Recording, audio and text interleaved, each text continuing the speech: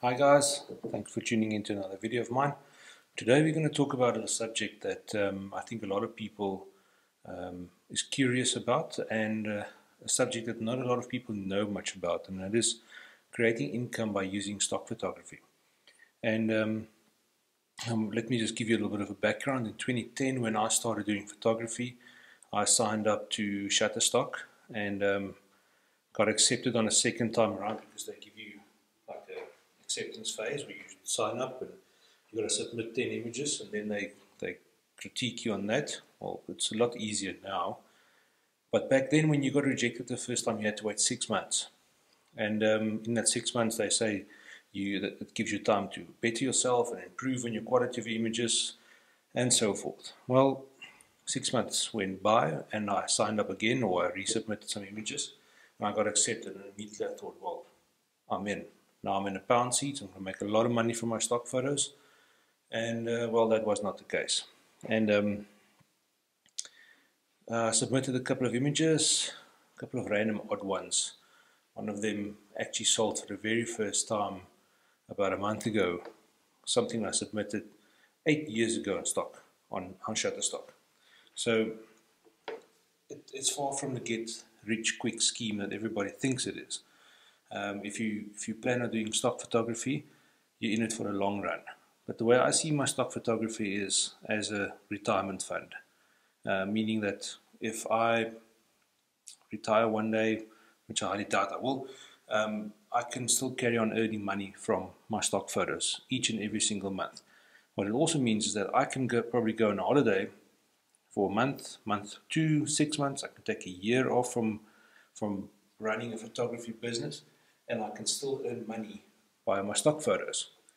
That being said, is if you go on holiday, you're obviously going to take your camera with, and you're going to shoot a crap load of photos there, photos and videos, and that could also potentially earn you money, because when you're shooting it, you never know what people are looking for. If you're going to some exotic location, you might get something that's not available on stock photos that people might be looking for. I'm fortunate enough to live close to Cape Town, and huge possibilities in stock photos. People are traveling to Cape Town from all over the world on a daily basis, and there's always need for cool and unique images of popular travel destinations. So Cape Town is a good example of that. You can shoot Table Mountain. There's hundreds of them up, but you can shoot more of it. You can find unique angles on Table Mountain, stuff that people don't have, and that might be the thing that the people are looking for. So there's a lot of ways you can play around with this. So why I started doing stock photography in the beginning, or why I subscribed on Shutterstock, is that I wanted to create a bit of extra income that I could supplement towards buying new gear every now and again. But that didn't happen. The first big payout that I received from Shutterstock was probably about in 2014, 4 years later. I received my first $300 payout from Shutterstock. So it took me 4 years to accumulate $300 in Shutterstock. Since then, they've changed now that the minimum payout amount that you can change, I think, down to as little as $30. So as soon as you hit $30 for the month, they will automatically pay out to you. I've set mine to $50. It's just a nice little benchmark to get to, but I go way over $50 each month. So, all right, let's get into what is stock photos. Why do people need stock photos? It's a lot cheaper for a person or an agency, art buyer, anybody out there that needs an image for something, be it for a blog post, be it for social media, for anything. It's cheaper for them to go onto a site like Shutterstock, one of these, and simply buy an image there than it is to rent me as photographer for the day, hoping that I would get that image that they're looking for. So it makes total sense for them to use it. And now I'm talking solely about the microstock market. Microstock agencies include Shutterstock, iStock, Big Stock, Getty and iStock's the same thing. Adobe and Fotolia and Adobe, they're joint accounts. 123RF, Deposit Photos, Dreamstime, there's a heap, and the list can go on. Now, those are microstock agencies. In microstock, the long and short of it, you need a hell of a lot of images in your portfolio, and you need a hell of a lot of good images in your portfolio for you to turn around and say that you can earn an income from that.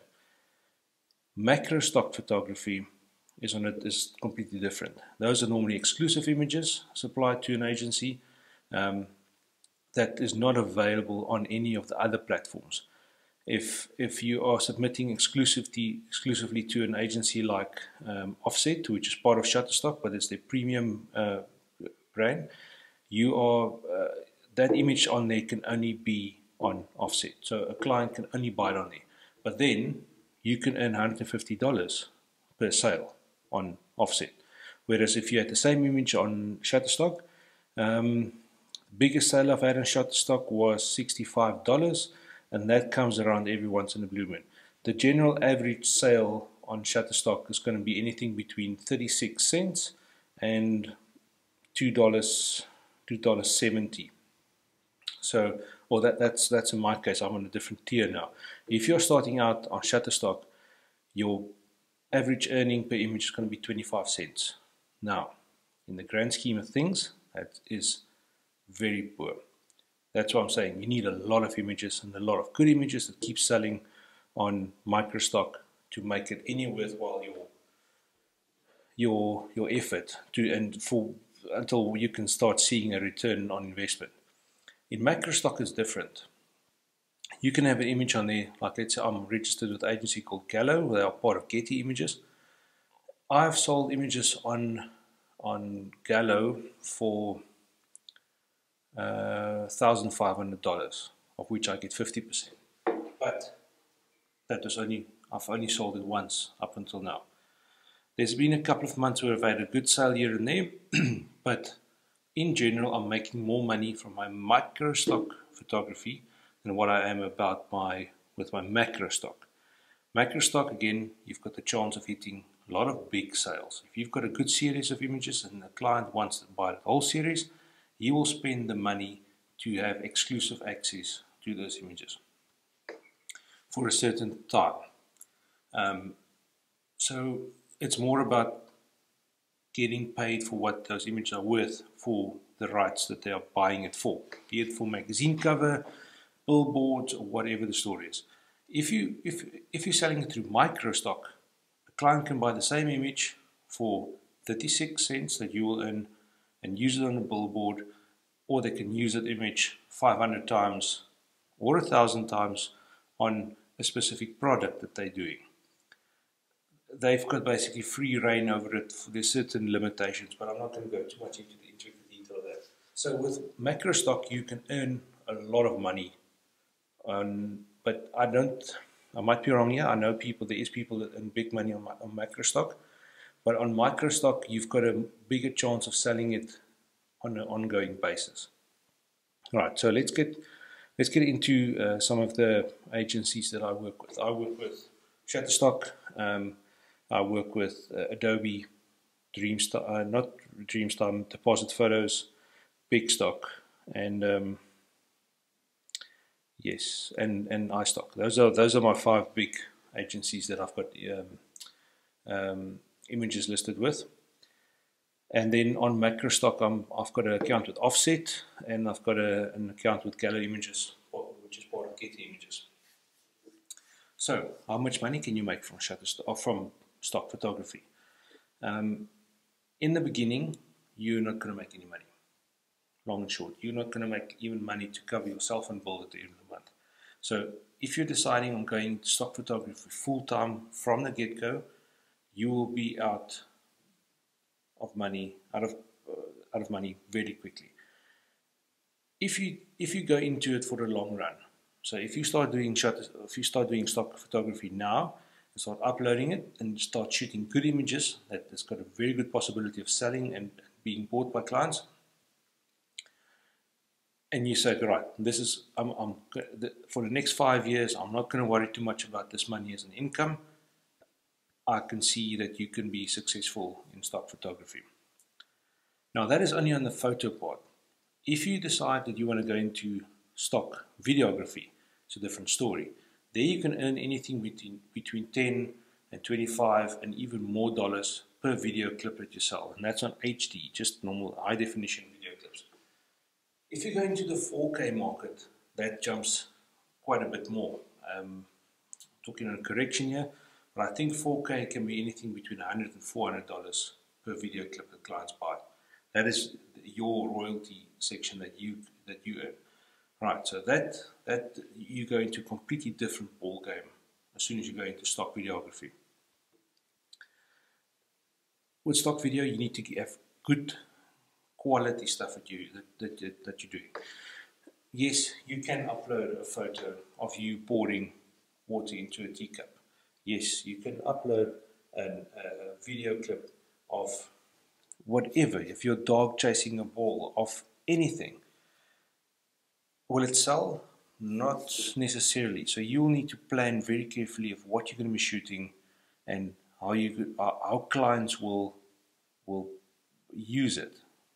How a potential client would want to buy your image or your video clip that they can use it in their production. Now, let's get back to the stock videography part quickly. If you look at a lot of the documentaries on Discovery, not necessarily BBC Earth, National Geographic, Discovery, all these things that got like, off the top of my head, the Bear Grylls survival stuff, the new one like the Gold Rushes, all those things. If you see video clips or like B-roll cutaway shots of wildlife, of scenery, a lot of that footage is stock footage that they would buy, because what's a chance of them running into a pack of wolves chasing down a caribou, for instance, in Alaska while filming Gold Rush? Yes, it can happen. Is it going to happen during the production? Probably not. If they want to display that kind of thing, there might be a stock video clip of that up in Shutterstock, Pond 5 or wherever. They go look for it and they find it and they put it into their production to tell the story. A lot of these things where people go on these survival stuff and they say, right, you've got a fear for the caimans and the spiders and the snakes and everything, and they cut away to a section of a spider running up a tree. That spider might not have been there, but they needed a little video clip of a spider running up a tree. So where do they go look? On stock. Might find something it could be anywhere. They might be filming in the Amazon forest, but they couldn't get a picture or a video clip of a tarantula running up a tree. As long as they find a stock video clip, it could have been shot anywhere in the world, as long as it looks like it was in a tropical jungle of a species that might be there, they can use it. So that's where we come in as creators, to start filming those things, photographing those things and getting it up onto stock for people to buy that needs it. So how much money can you make from stock? You can make really good money from it. But again, it's a long-term game. It's not a get-rich-quick scheme. I've been doing stock photography now for 8 years, or I've been submitting to stock for 8 years, and it's only been in the last 4 years that I can say that I've started seeing a return, or that I can start seeing money coming in from this. Currently, I'm selling between $200 and $300 worth of stock images every single month on all my platforms. Do I get that money every single month coming in? No, I don't, because I might, for instance, sell $200 on Shutterstock. That I'll get every month because it's over my minimal payout limit. But I might be doing $40 on Adobe, and I might be doing $30 on iStock, and I might be doing $10 on Big Stock, for instance. And they've all got their minimal payout limits. So there might be a month where all of them meet their payouts, and then I can get that whole bunch of money coming in at one stage. Now, and then it's great. Then that money goes into my PayPal account, which I can use to buy stuff overseas, pay stuff like my Dropbox with it, couple of other subscriptions I've got. I pay with using that money, so that's what that money gets used for. I can also withdraw it into my South African bank account, of which I can then use it like I do any other normal income that I do. So at this stage, it's a good passive income for me. There's no such thing as a completely passive income. You always need to work on it. So I would upload images and video clips as I go on, as I shoot. I might not be shooting anything for stock, for instance, this month. Next month I might have. So I might skip a month or 2 or 3 or 4. Like last year I was very busy, so I skipped about 5 months of not submitting anything to stock. But then I accumulated a whole bunch of images and video clips that I could submit once I had some time to start processing them, work through them, and get them up. Now that is another part, and I think it's a part that puts off most people from stock photography, is the submission part. Now it is a tedious process, and you need to do it right. So, and there's a couple of ways that you can do it.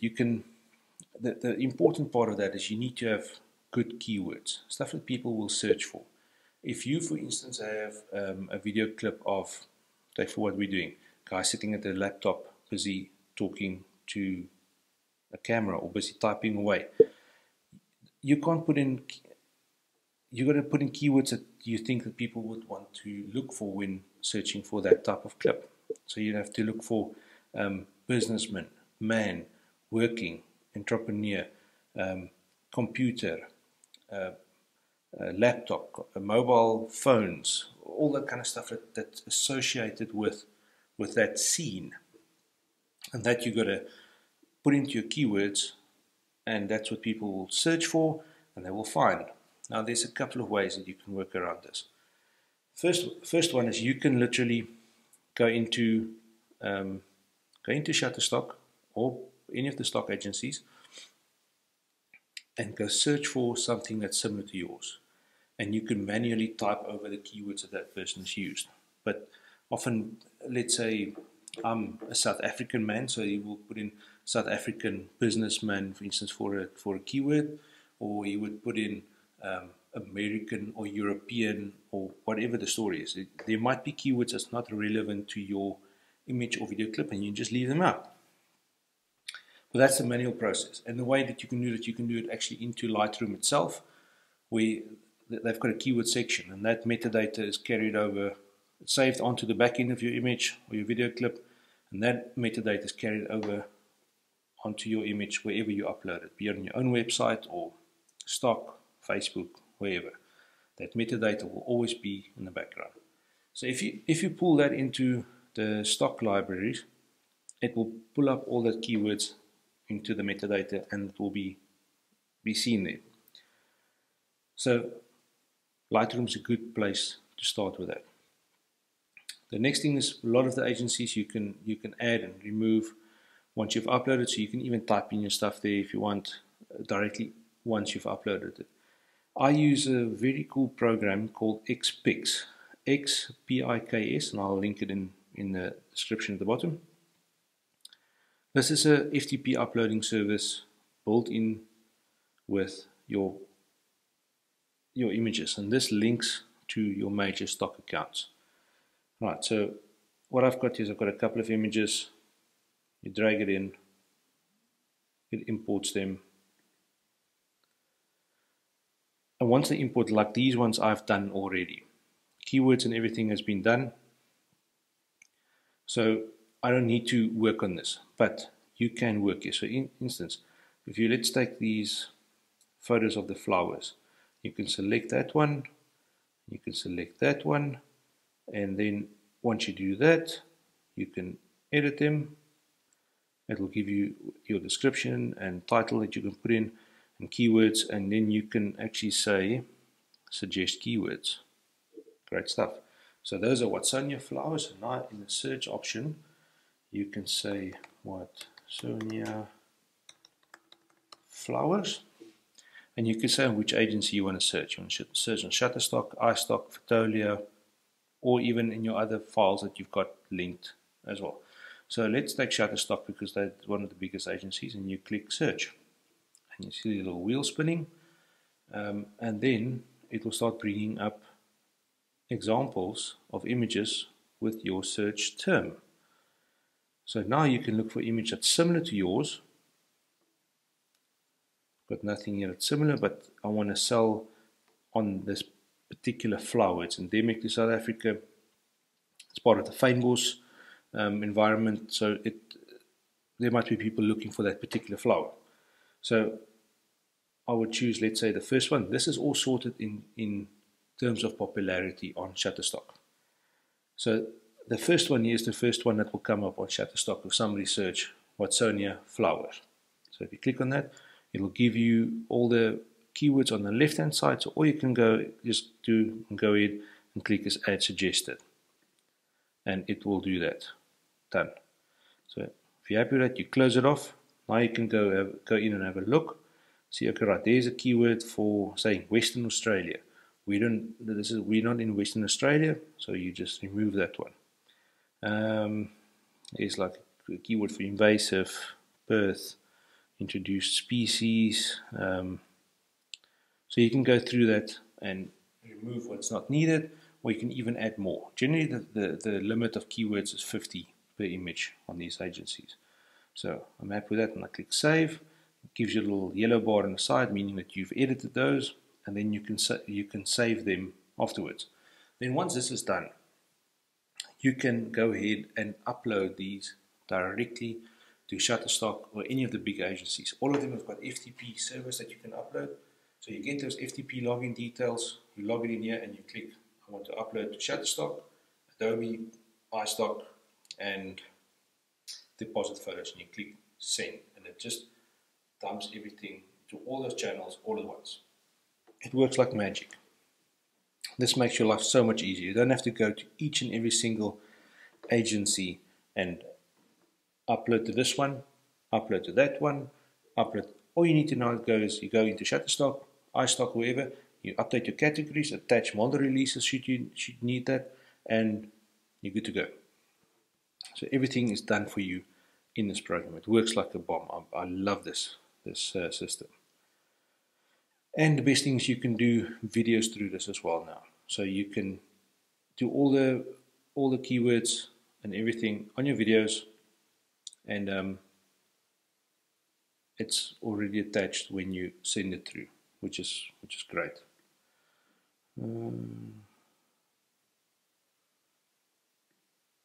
Right, so that's it.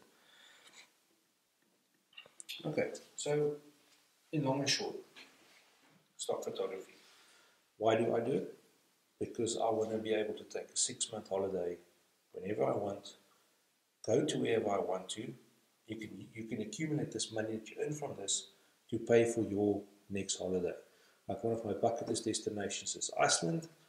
If I accumulate enough money with my stock, save it up there. Let's see if I say, right, I'm not going to use any of my stock money for the next year.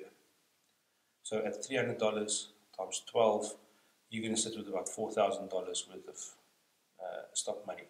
$4,000 should be able to cover 2 weeks at most exotic locations for you, including plane tickets. So go ahead, do that. You take that money, save it up, and in the meantime you keep submitting so that your earnings per month could increase, so you can get to your target quicker. So if you say, right, your holiday is going to cost you $4,000, you know, in a year's time at the current rate, I'll have $4,000 available. If you keep submitting in that year, your returns increase. So you might hit that $4,000 target in 8 months' time. So that means you're going to have 4 months of spending money to go there, wherever. Or you can start saving up the other money again for your next trip. Now, obviously, let's say you go to Iceland. You go shoot Iceland to pieces.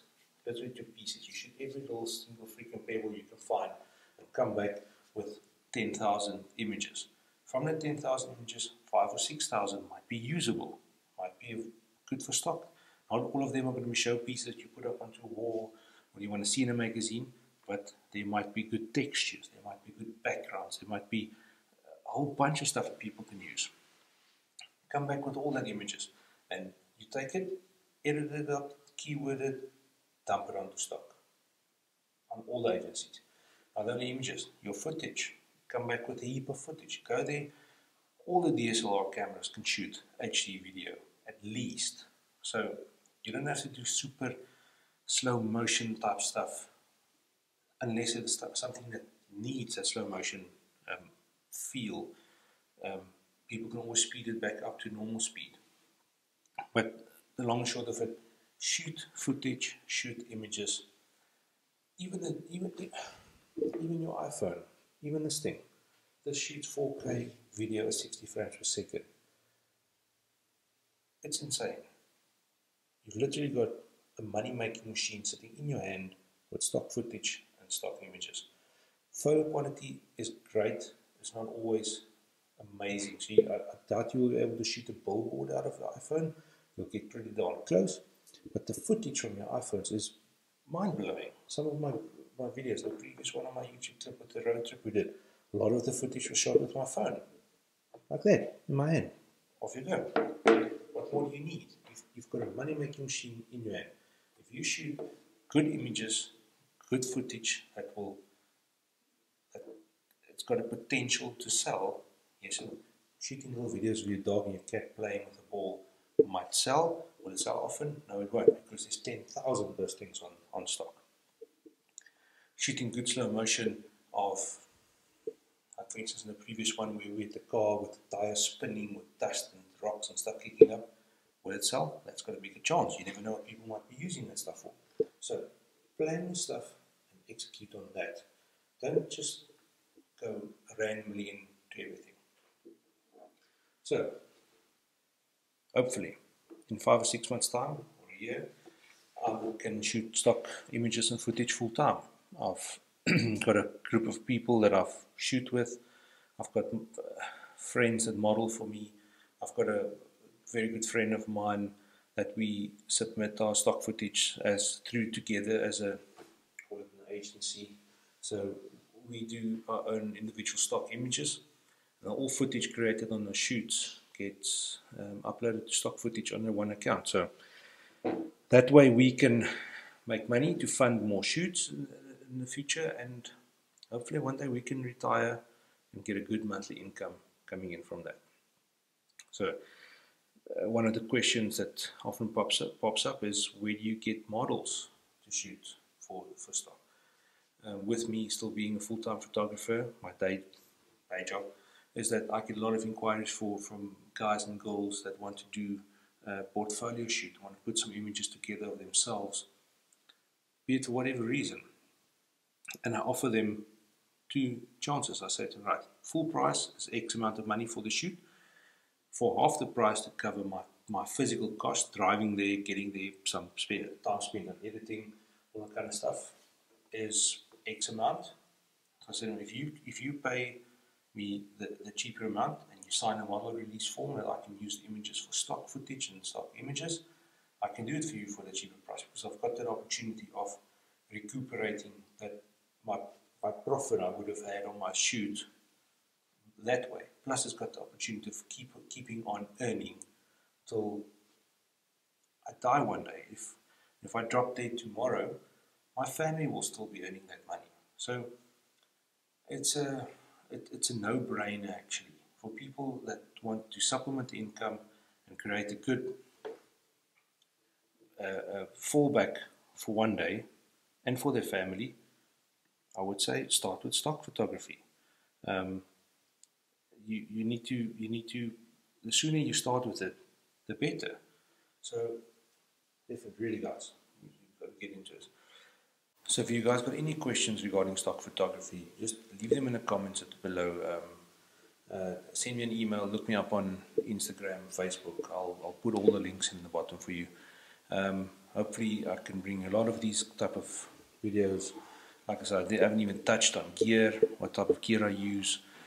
So in the near future I want to do a lot more of these type of videos, where I talk about stuff like stock photography and some of the business stuff behind my photos and the whole work. So yeah, if you like this, give it a thumbs up, click the subscribe button, hopefully there's more coming soon. If it was too long, again, I apologize. There's just a lot of stuff to say regarding this topic.